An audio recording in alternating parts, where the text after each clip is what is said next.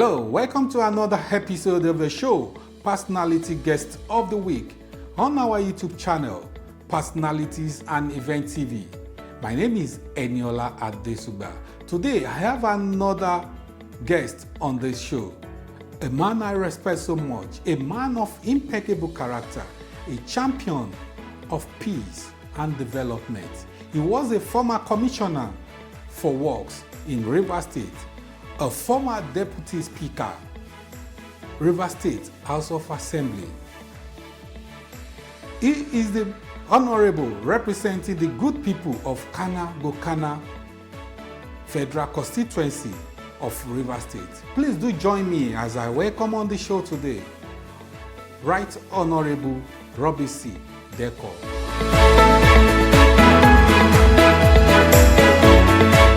You are welcome on the show. I know I've not really done justice to your personality. Who is Right Honorable Robbie C. Dekor? And kindly share with us your humble beginnings and the journey that brought you to where you are today, sir. Well, my name is Right Honorable Dumnamene Robinson Dekor. I come from a community called Beiri in Kana local government area of Rivers State. I attended primary school in my village, Federal Government College, Bolawu in present-day Kogi State, University of Port Harcourt. And by the grace of God, I worked briefly before resigning and running the election in 2007 to go to the Rivers State House of Assembly. Prior to then, I was supervisor for works at the local government council and a member of the caretaker committee. Then as a member representing Kana district, that's Kana constituency 2, the Rivers State House of Assembly. And by the grace of God, same time became deputy speaker of the Rivers State House of Assembly under the workaholic minister of FCT, Chief Barrister Ian Wike.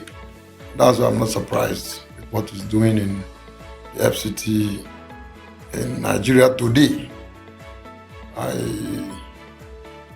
I've been here for a while. 2015 I was here, and then 2016, all of that, then the courts took us out. Came back here 2023, and 2019, after 2019, 2020, that's part of 8th Assembly, 9th Assembly, and this present 10th Assembly. By the grace of God, also seeking re-election by the special grace of God.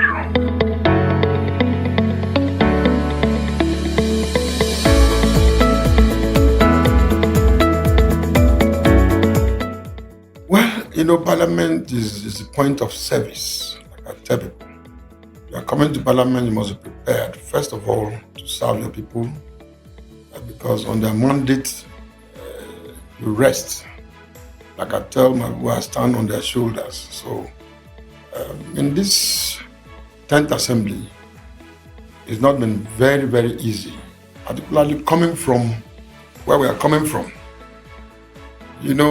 This country has been having a lot of ups and downs, particularly financially in our economic history. And I think Mr. President had to take a deliberate step to make sure that it's no longer business as usual. And, one of those very first steps was removal of fuel subsidy, which, as at the time it was removed, all Nigerians saw it as very harsh, including myself. The policy was quite harsh, but it was necessary. And a lot of economic policies have been put in place. All the issues around tripping with Forex and all of that, I think all those things have ended. We must be very honest with ourselves. And so because things were not done the way they ought to be done, so we saw a very big gap that brought about a lot of suffering on the people. But this suffering, gradually, we are coming out of it because these are deliberate efforts to make sure that things are not the way they used to be. You don't continue to live a borrowed life. What we were doing before was living a borrowed life, printing money and spending money. I mean, it's not done anywhere. So what we have today is that we're working on very tight rope. Even if so much money is, with the subnationals. At the states, most states get triple, if not more, of what they used to get before. The federation account, same thing with local governments. So we believe that there's going to be a multiply effect of that over time, and things will begin to normalize. You agree with me, if you see what's happening in the oil industry. After the crisis that jacked up the price of petroleum products, it's coming down gradually. And we believe that we'll keep doing like this with competition, things will normalize. You can find a filling station, they are selling X amount. You can find here they are selling Y amount. So the choice is yours, where to go. And things are beginning to stabilize.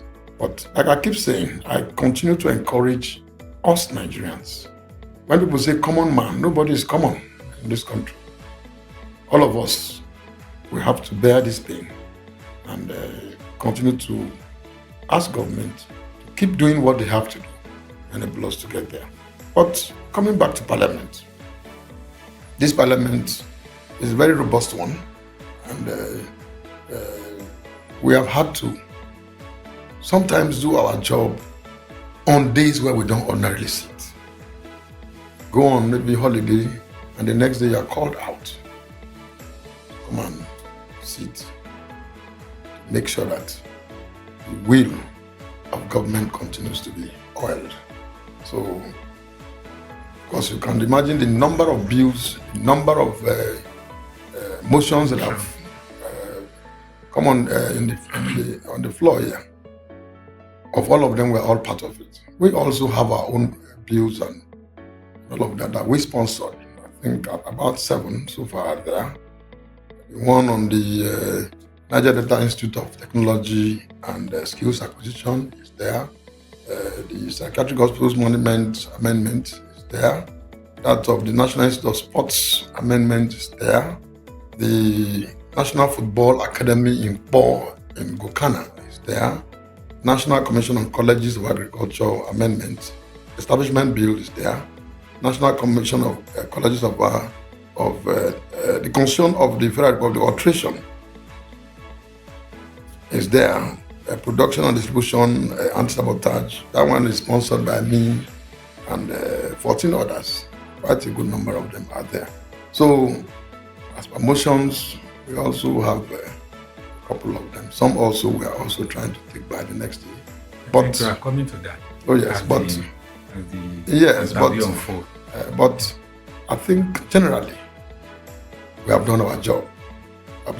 What you may not see or what you may not have seen is what people out there call constituency projects. What we do here is during budgeting, when it is time for appropriation, we are able to make sure that the constituencies where we come from have projects. And those projects, put them there, they are passed into law. Implementation is left for the executive. And you may not have seen projects coming out of us the way it ought to be, because we've had issues of funding. It's all over the place. So we believe that funds will be released, and when the funds are released, my constituency particularly will be enjoying projects of well over 3 billion.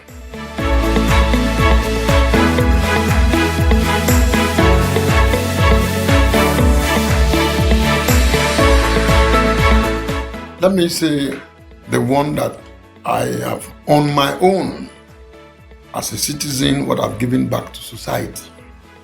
My local government happens to be one of the largest local governments in this country. Yes. Out of my local government, the Oyibo local government has been created. The Gokana local government has been created. Tai has been created. Eleme has been created. That is the mother local government of all these local governments. And it is the headquarters of the Ogoni people. The Ogonis are found in 4 major local governments. And of course, they are is the center of the oil center in this country, because most of the first oil you heard about after Oloibiri and all of that, most of those oils came from Ogoni land. And so we've had a lot of crises prior to this time, and those crises, some of them came out of cultism, some of them came out of all kinds of vices. Robbery on the East-West Road, all kinds of crime and all of that, because of youth restiveness. And so we had just one divisional police headquarters in Bori. So there are parts of my local government where if crime is committed, before any policeman comes from where the police station is, in fact, the person would have just even slept and woken up before the policeman will get there. So we chose to, look at the local government and look at some security plan. And we approached the then IG and who gave provisional approval for the police division to be opened in Taba. Today, single-handedly, we put that facility there. And all the costs were borne by me. It's not a government project and all of that. It is functional. It's called the Taba Divisional Police Headquarters on the East-West Road in Kana local government in Rivers State. That is one of some of those community things you're talking about. At least we do, because we have the flair for education. And so the much we can do as individuals, we have done. Sometimes, I think the last one was about 183 undergraduates and about 40 or thereabout postgraduates. We gave our little stipends. In some communities, we did for 20 people. In some communities, we did, like my community, we did for over 100 or something. But they say charity begins at home. In other communities, 20, 10, all kinds of numbers. So those ones are the ones we do on our own. And these are not government projects. These are our own little interventions. And of course, some small training programs for the young people and the women and all of that. I think I can roll them out if we get into the issues of part of what we get from here as projects. They are quite numerous. Quite numerous.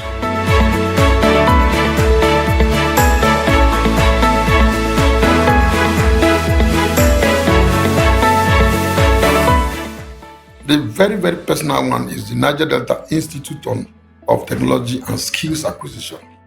I see that because there's a depth of skills in my area. And if you watch, you discover that if you want to put up a house, for example, now, you see that most of the artisans, those who do rendering, those who do POP and all kinds of things, are even non-Nigerians. And so to that extent, we felt that if we put a school like that into the deeper part of the Niger Delta, particularly in Ogoniland there, it will benefit not just Niger Deltans, but entire country. And we believe that it will come through. I know that there was some kind of embargo on establishment bills, because too many institutions have been put in place, and many of them are still, not properly funded. So most of them are past second reading, and a lot of them are at the stage of public hearing or all of that. They are almost as good as gone. So, but that one is the very passionate one to me, because one, it serves the purpose of bringing out young people, giving them skills, and providing opportunities. Because that school, that institute, if it's whenever it comes to light, that institute, by the grace of God, will have, will have relationship with a lot of other organizations that give certification. So they'll be affiliated to a lot of organizations that will give certificates that will enable them to excel, or their certificates to be more valuable.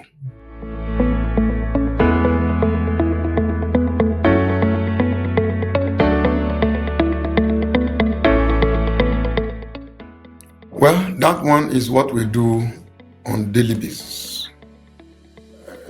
As an Ogoni man, we have been beaten silly with the challenges that have come with oil exploration and exploitation. We have, our history more than we can even tell anybody anymore. And so to that extent, we have seen that the activities of the industry has rubbed off on the people negatively. First of all, in the 9th Assembly, the Chief of Staff, His Excellency the Chief of Staff, the former Speaker, the House of Representatives, Right Honorable Femi Gbajabiamila, under his hand, the Committee on Host Communities was put in place, and it was as a result of the cries of the people of the Niger Delta and the oil-producing communities.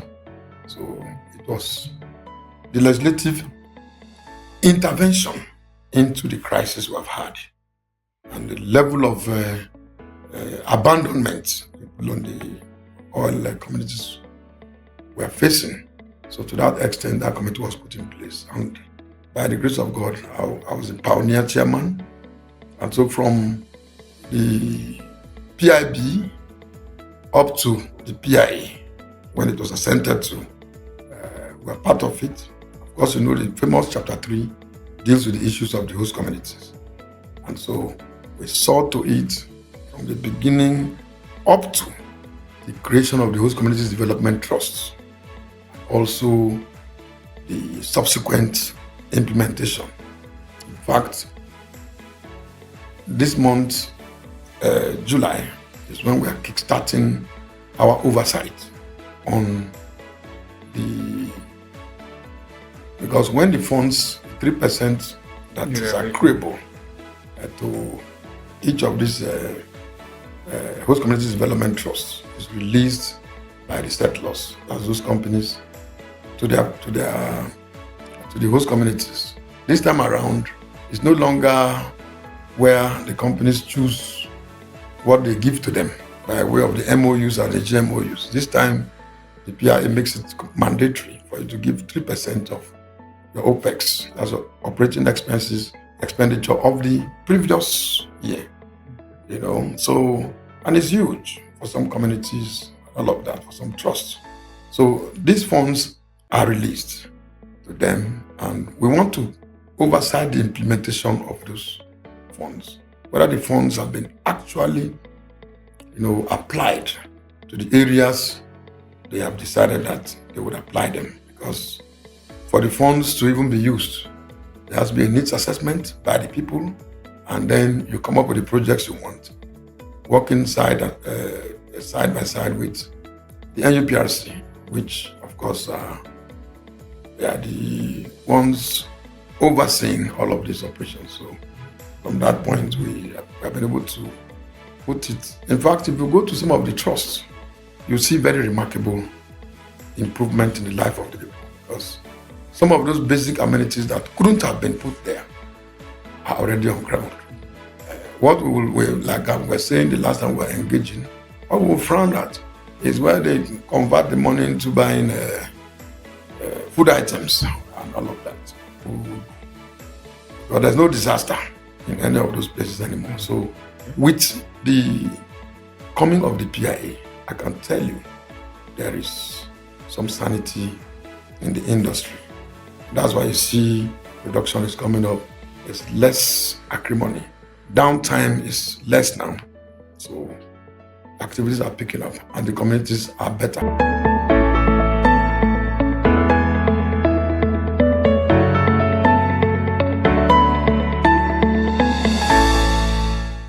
Well, I don't know which one you say achievements. What gladdens my mind all of the time are the little things we do for the vulnerable. When I mean vulnerable, at least I sit here, as of today, I was sent a bill of over 3 million for medicals. Those who don't have access. These things are done on a monthly basis. Most of the people that take advantage of those facilities, I don't know them. And the records are there, the hospitals are there. You know, those are little things that touch me the more. You know, when you have students who come to you and you're able to give them support. Some you don't even know. Just as you, before you came here, the law students who just, many of them got called to bar today. They came to fraternize with us. We are very grateful. They don't just go everywhere. They have reasons why they come to you. So, but I will tell you, one of the biggest achievements is that I've been part of the peace process in my area. Because I thank the FCT minister who graciously gave us the opportunity to serve. Part of what we have in my area today is the FCT minister. He is my leader, he's my principal, he's my mentor. He's the one man who has been able to put us where, not just where we are, from where we have come from to where we are today. He has impacted on my life and the lives of my people so much to the extent that you go to my area today, from Sakpenwa, for those who sometimes pretend as if they don't see, but they can hear me. You see a dual carriage, the first dual carriage to go through our area. It's about 34.6 kilometers, laced with street lights from beginning to the end. When I mean dual carriage, a masterpiece, a dual carriage that has torn through where we come from. And my local government and the sister local government, which is Gokana, is peaceful. That peace is because he gave us the opportunity to choose those who will be chairmen and councillors. When I mean choose them, electing them. The people came out and elected them. None of them was imposed. He gave us opportunity to elect those. So like in Kana, we elected Dr. Barry Ere Thomas. In Gokana, we elected my dear brother Chief Confidence Dekor. Both of them, their records are not easy to surpass. So, and the biggest projects they have done is to make our people to go to farm, go about their normal businesses, live their lives, and the whole place is flourishing. It was not like that before. So, Mr. Ian Wike has done it for us. And that's why sometimes when we hear people sing his praises in Abuja here, we say they've not seen anything. He's been exported from Rivers State by the Rivers people to Nigeria here for Nigerians to feel his impact. And we thank Mr. President for giving him the opportunity, even if he's not a member of our party, giving him the opportunity to serve. And Nigerians have seen that it doesn't have to be on party lines. That's why I think Mr. President needs to be commended. Needs to be commended for creating that opportunity.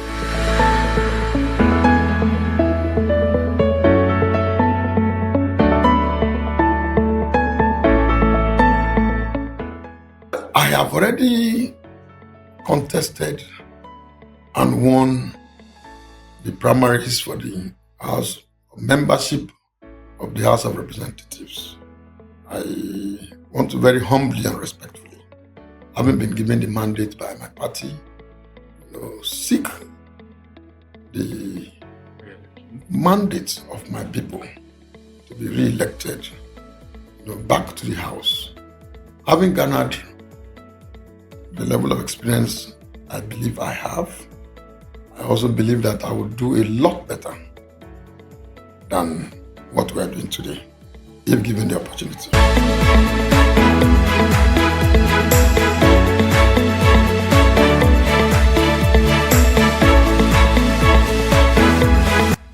Piakana, Piagukana, ni ea ndabui nebi biterekpani, bi ne leratam, bui wi bebe si leratam nebo. Ay koneko ndoi mama, ndoi ya, do leri. Abara sonage, ma baranage ko, na ep, yon eri, na ep ni ea. Leiton leri, sa yon ne piane daniano, poi ere, benepo wiriro, benepo yiriba. So kindly translate it in English. What I'm trying to say is that I'm thanking my people for being so kind and so magnanimous by giving me the opportunity to serve them, and to say that all we need to do is to see how we can align ourselves with other people so that we can get better bargain. And at the same time, also use the opportunity to call on young people to stay away from drugs, stay away from cultism, and understand that the social media is a means of communication, is a means of marketing some good products, and not to use it negatively. That there are consequences because there are laws guiding cyberspace. So it's necessary we'll get to let us know that. This is where we are going to draw the curtain for this week's episode of our show, Personality Guest of the Week, on our YouTube channel, Personalities and EventsTv. Special thanks to all our viewers and to all the guests that are featured on this show. And to my guest for today, Right Honorable Robinson Dekor. Sir, thanks for coming on the show. Till I come your way again, my name remains Eniola Adesuba. Like I do say, stay out of trouble. Nigeria shall be great again. Bye for now.